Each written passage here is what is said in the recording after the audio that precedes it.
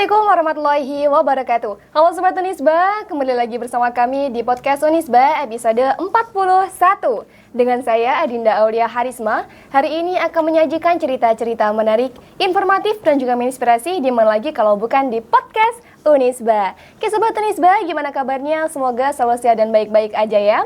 Pada podcast kali ini kita akan mengobrol santai dengan salah satu fakultas yang ada di Unisba Blitar, yakni dengan Fakultas Hukum. Maka dari itu kita akan menghadirkan narasumber, yakni Dekan Fakultas Hukum, Bapak Wepi Susetio, SHMH. Mari kita sambut. Assalamualaikum Pak Wepi. Waalaikumsalam warahmatullahi wabarakatuh. Bagaimana kabarnya Pak hari ini?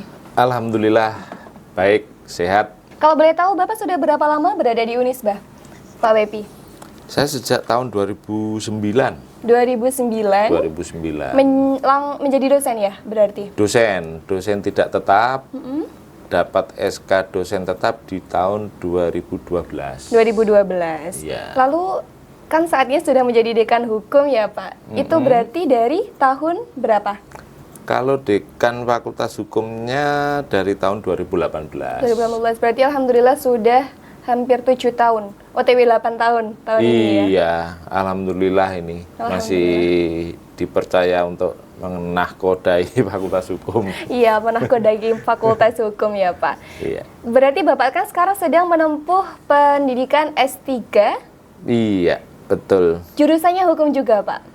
Iya, ambil dokter hukum. Ambil dokter hukum. Oke, semoga nanti diberikan kelancaran ya Pak ya. Iya, doain ya. Besok ini tanggal 22 insya Allah saya juga ujian. Oh gitu. Oke Sobat Unisba, doanya ya semoga nanti pada tanggal 22 Pak Wepi mendapatkan kelancaran dalam melaksanakan ujiannya. Ya, amin begitu. Ya, Baik Pak, saya ingin bertanya ini tentang karena kita kan membahas hukum ya. Mungkin bisa dijelaskan sedikit kepada Sobat Unisba tentang apa saja sih macam-macam hukum? Kalau hukum yang umum yang kita tahu di masyarakat itu kan ada hukum pidana, perdata, terus administrasi, sama hukum tata negara. Cuma mungkin sekarang itu karena kemajuan dan perkembangan zaman ya, mau nggak mau kita harus mengikuti ada cyber law. Cyber law Pak. Betul, terus ya ada tambahan mungkin hukum militer. Komplit di Fakultas Hukum Unisba komplit. Komplit, Fakultas Hukum Unisba komplit ya Pak? Komplit. Kalau boleh tahu dijelaskan sedikit ya Pak tentang cyber law. Cyber law itu ya sekarang kan era apa ya, kemajuan teknologi informasi itu. Jadi mau nggak mau itu harus. Cyber law itu sesuatu hal yang memang sekarang ini apa ya, sesuatu yang tak nampak. Contohnya menghujat di medsos seperti itu kan tiba-tiba. Nah, terus kalau dulu apa kayak semacam carding ya bahasanya ya. Jadi mengambil data kartu kreditnya orang lain untuk dibuat belanja oleh ya namanya kemarin Pak Purbaya menamakan apa, mau mendanai hacker terbaik untuk membantu membobol data para koruptor, kan seperti itu. Salah satunya seperti itulah contohnya. Berarti memang cyber law itu bergerak di bidang yang tidak kasat mata, gitu ya Pak ya. Orang bilang sesuatu yang goib ya. Sesuatu yang goib, benar-benar. Oke. Kalau ini Pak membahas tentang fakultas ya, apa ciri khas yang ditanamkan oleh Fakultas Hukum kepada mahasiswa agar mereka itu berbeda dari fakultas yang lain atau dari kampus yang lain lah? Ya pada prinsipnya yang dipelajari dengan kalau di Fakultas Hukum di universitas lain itu sama halnya. Cuma di Unisba ini kita mencoba memberikan sesuatu yang different ya, yang berbeda dalam artian mungkin kita menggandeng beberapa seluruh lapisan masyarakat kayak kejaksaan. Jadi kita meminta para praktisi ini minta tolong ya seperti Pak Kapolres, Pak Kajari ini. Terus kemudian siapa itu untuk memberikan ilmunya secara langsung. Berpraktek dan menggandeng adik-adik mahasiswa ini untuk hadir di tengah masyarakat secara langsung. Berarti nanti prakteknya di luar atau beliaunya datang ke kampus, Pak? Kalau beliau ngajar juga loh. Oh, ngajar juga. Ngajar juga. Oke. Pak Kajari kemarin sempat satu itu ngajar. Memberikan keilmuannya bahwa textbooknya seperti ini, nanti prakteknya caranya seperti ini. Oke. Berarti diambilkan dari jam mata kuliah apa gitu ya? Ya memang kan ada praktisi mengajar. Nah, itu kita ambilkan di situ. Oke. Baik Pak. Oke. Di era disrupsi digital saat ini ya. Iya. Nah, bagaimana fakultas menyeimbangkan antara pengajaran hukum konvensional dan isu-isu hukum modern seperti AI dan cyber law? Oh.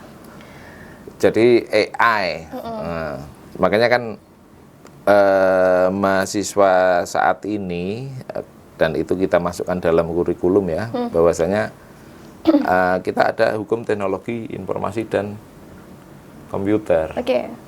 Dan di situ kita menambahkan sedikit knowledge lah, sedikit pengetahuan. Jadi mahasiswa itu kalau dulu TIK ya bahasanya ya, mungkin hanya sebatas Word, ngetik dan Excel, sekarang Word, gitu-gitu.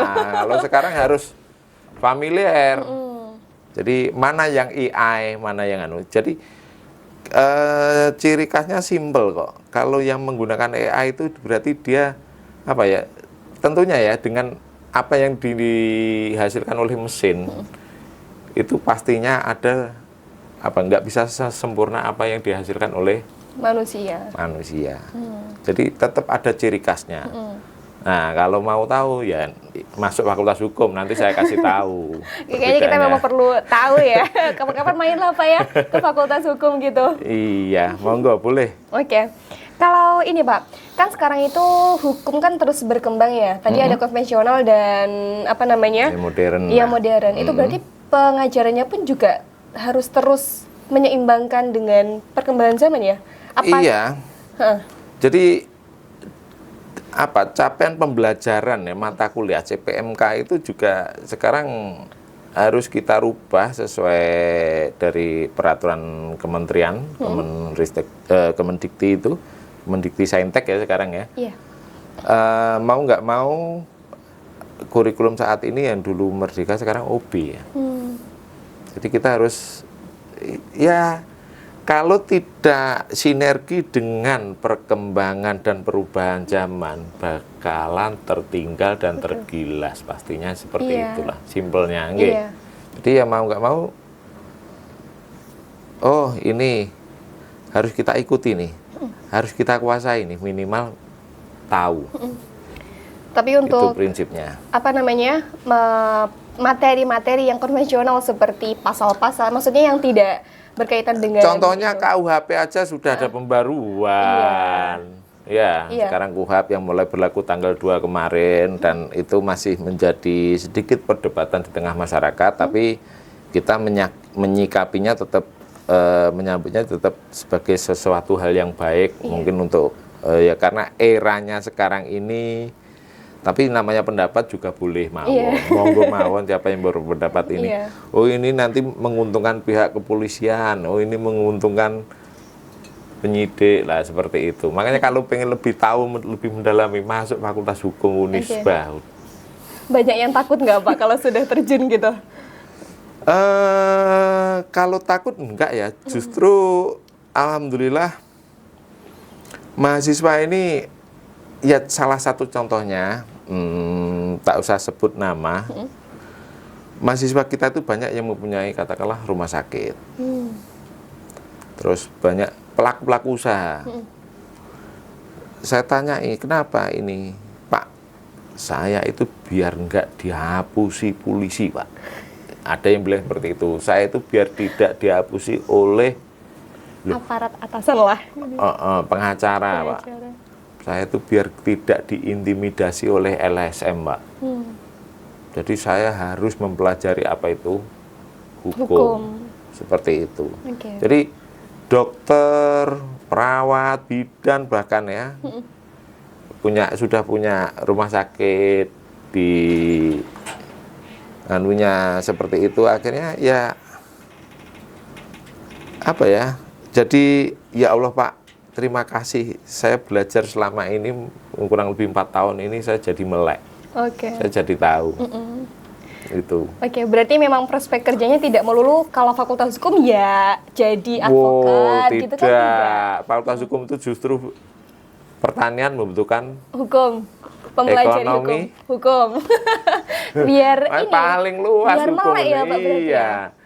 Seorang katakanlah petani. Iya. Dia petani profesional, petani modern yang sudah skalanya besar. Dia katakanlah terus ada request permintaan dari luar negeri. Legalitasnya dan segala sesuatunya kan diperlukan. Tidak mungkin seorang petani itu kan tidak membutuhkan bantuan jasanya yang mengerti atau lulusan hukum. Oke. Berarti kalau membicarakan prospek kerja ya Pak ya, sebenarnya yang paling banyak alumni Fakultas Hukum itu larinya kemana Pak?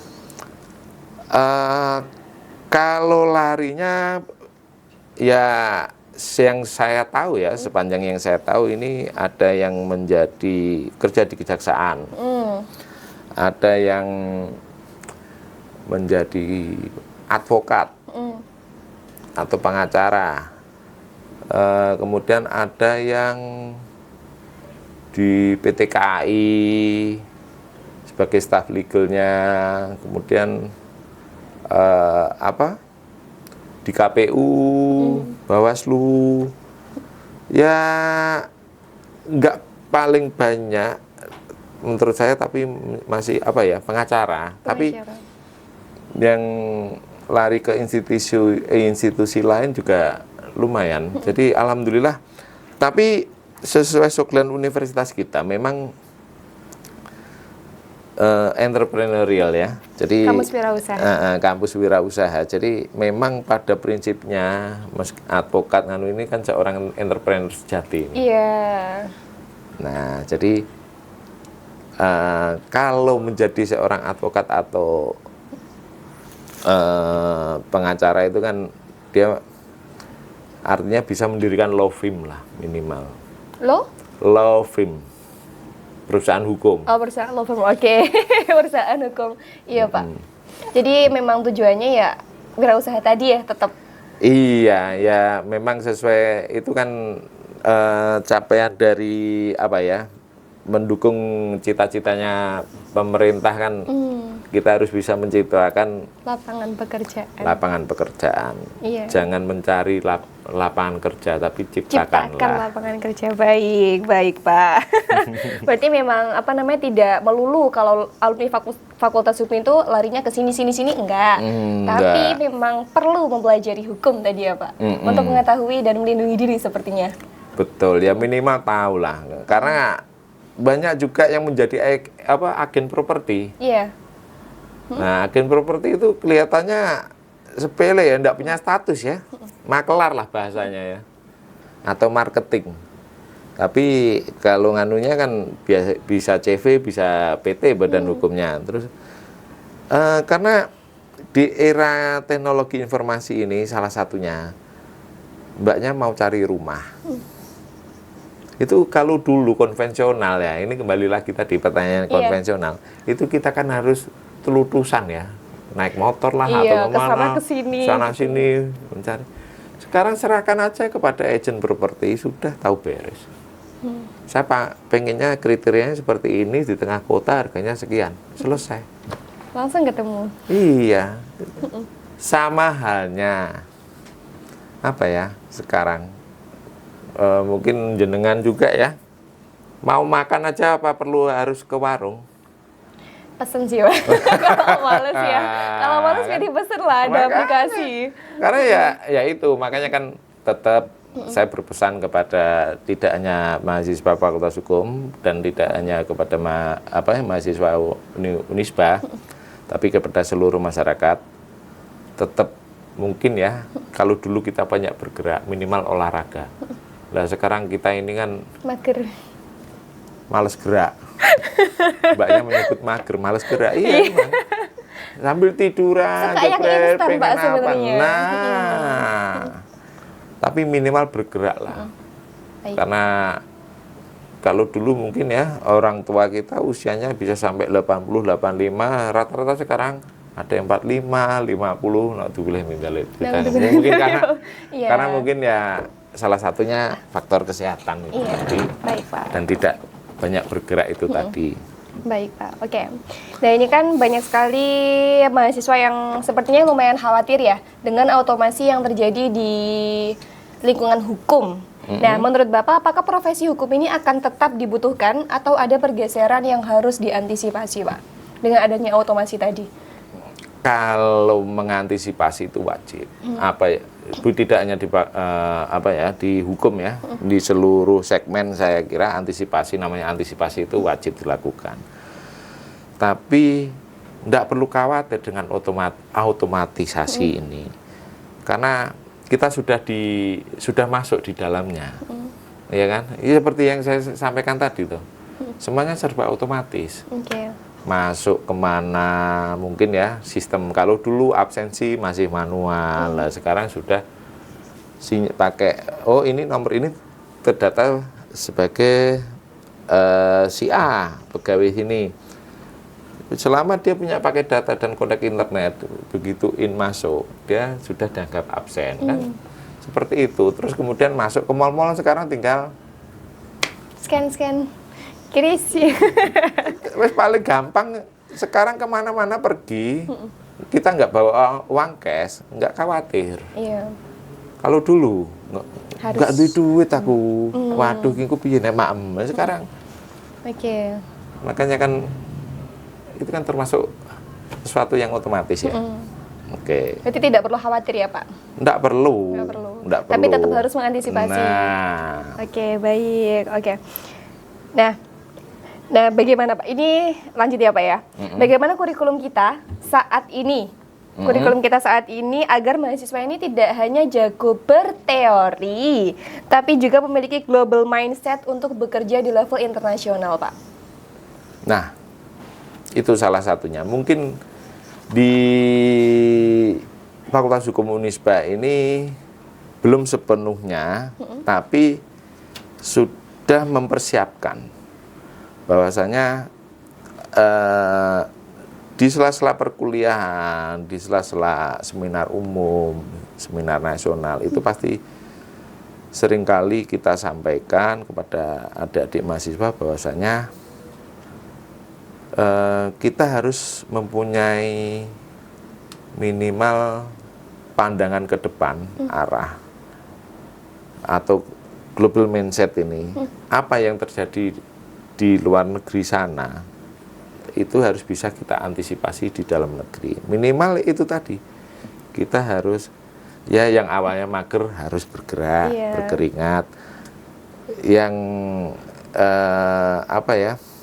Yang konvensional jadi ikut ya pokoknya kita harus, kalau bahasa saya punya soft skill.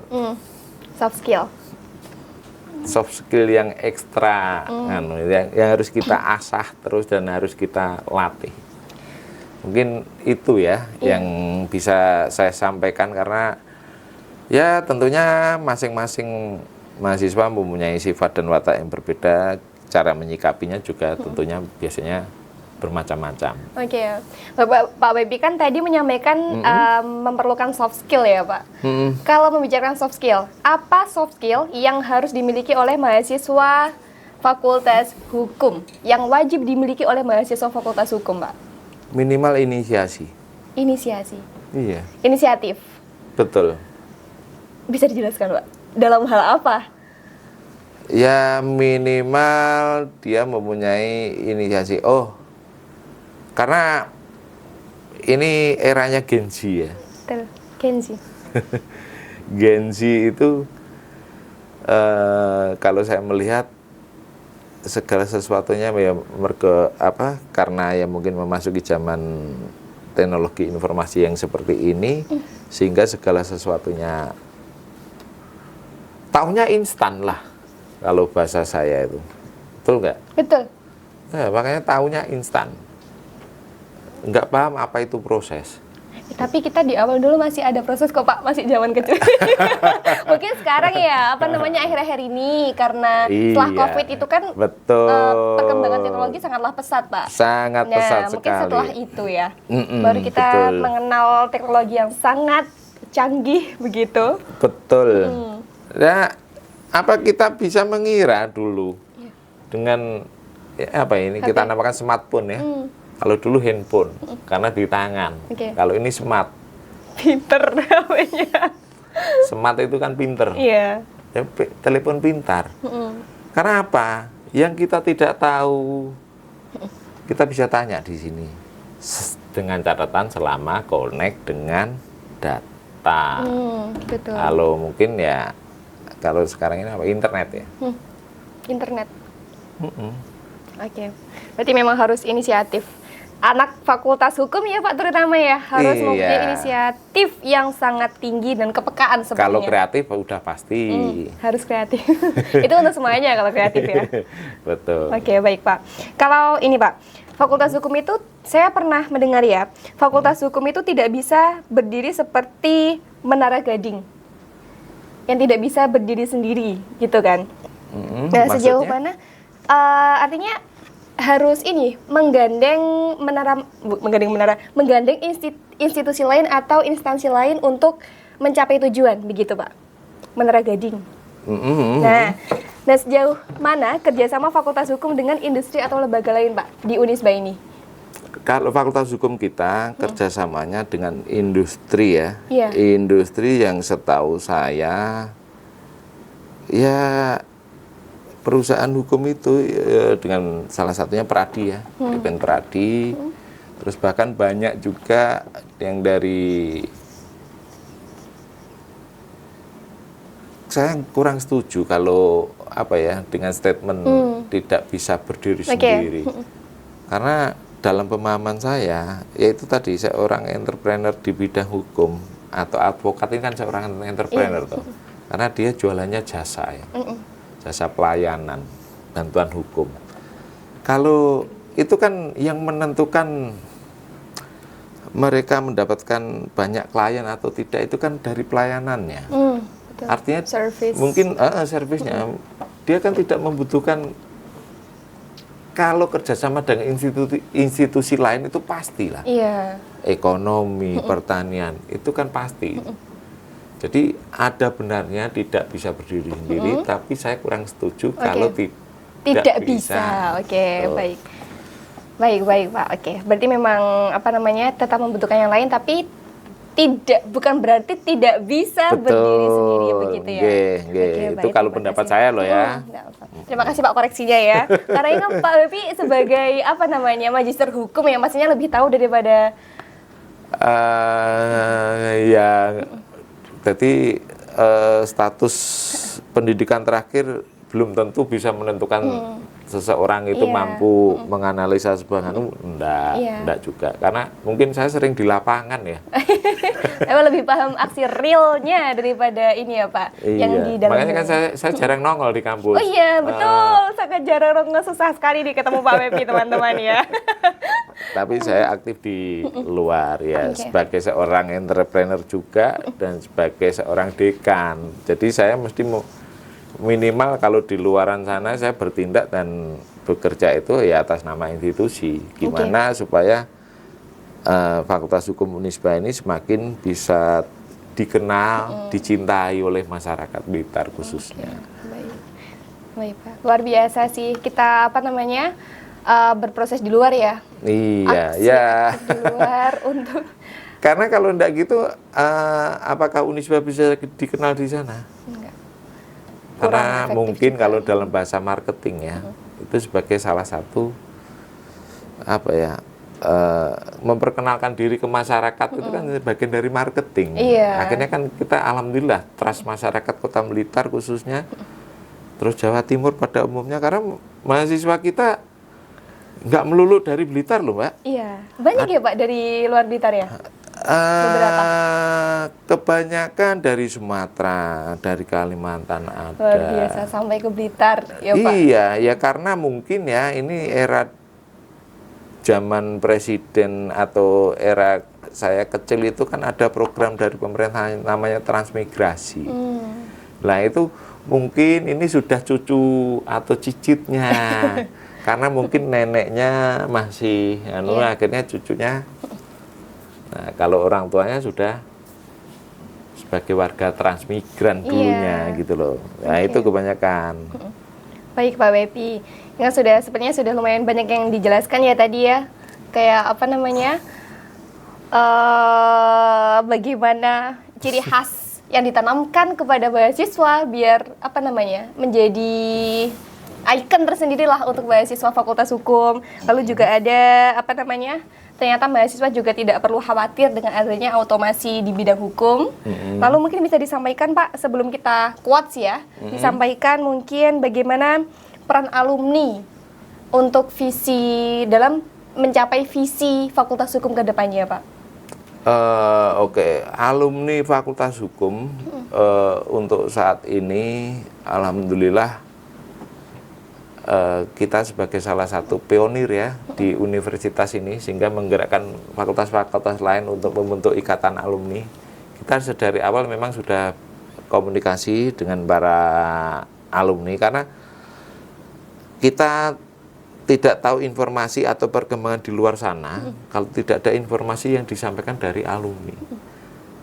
Salah satunya mungkin ada lowongan pekerjaan di perusahaan beliau-beliau ini yang sudah katakanlah jadi kepala atau direktur. Nah, itu bisa memberikan atau menggandeng adik-adik tingkatnya. Mungkin salah satu nganunya seperti itu. Makanya peran alumni ini sangat luar biasa, nggak bisa dianggap. Harus kita rangkul itu. Iya, berarti tetap menjaga ya Pak ya. Harus terus menjaga. Harus. Oke, baik Pak, terima kasih Pak Wepi. Mungkin bisa disampaikan quotes atau pesan untuk mahasiswa yang sedang menonton Pak. Oke, baik, untuk Sobat Unisba, saya ada sedikit quote atau pesan untuk panjenengan semua. Jadi berhenti berharap, mulailah bertindak. Belajar itu adalah perjalanan, bukan tujuan. Mungkin itu yang bisa saya sampaikan. Terima kasih. Oke, luar biasa sekali Pak. Berhenti berharap, mulailah bertindak ya Pak. Iya. Jangan berhenti. Belajar. Belajar adalah perjalanan, bukan tujuan. Oke. Belajar adalah perjalanan, bukan tujuan. Jadi memang kita harus menikmati proses yang panjang itu. Ya Pak. Betul. Ya intinya jangan mengandalkan orang lain. Harus dari diri kita sendiri. Oke, trust yourself guys. Jadi harus percaya pada diri sendiri bahwa kita itu bisa. Kita ini agent of change kan, Mbak? Betul, agen perubahan gitu. Iya. Jadi sobat Unisba yang sudah menonton, terus semangat, jangan jangan patah semangat pokoknya kalau nanti menemukan kesulitan ketika menjalani proses belajar ya. Terus dilanjutkan karena itu adalah proses. Begitu ya Pak. Bukan tujuan. Bukan tujuan, masih jauh lah tujuannya itu. Baik Pak Wepi, terima kasih atas waktunya karena sudah menyempatkan hadir pada podcast kali ini. Tadi sudah banyak sekali ilmu yang disampaikan Pak, mulai dari skill apa sih yang harus dimiliki oleh mahasiswa Fakultas Hukum. Betul. Banyaklah tadi tentang tentang hukum ya Pak. Iya. Dan juga terima kasih juga kepada Sobat Unisba yang sudah menonton. Jangan lupa untuk selalu like, share, dan subscribe video kami karena kita akan up di video selanjutnya. Baik Pak Wepi, terima kasih. Saya Adinda Aulia Harisma. Saya Wepi Susetio SHMH. Oke, terima kasih. Wassalamualaikum warahmatullahi wabarakatuh. Bye-bye.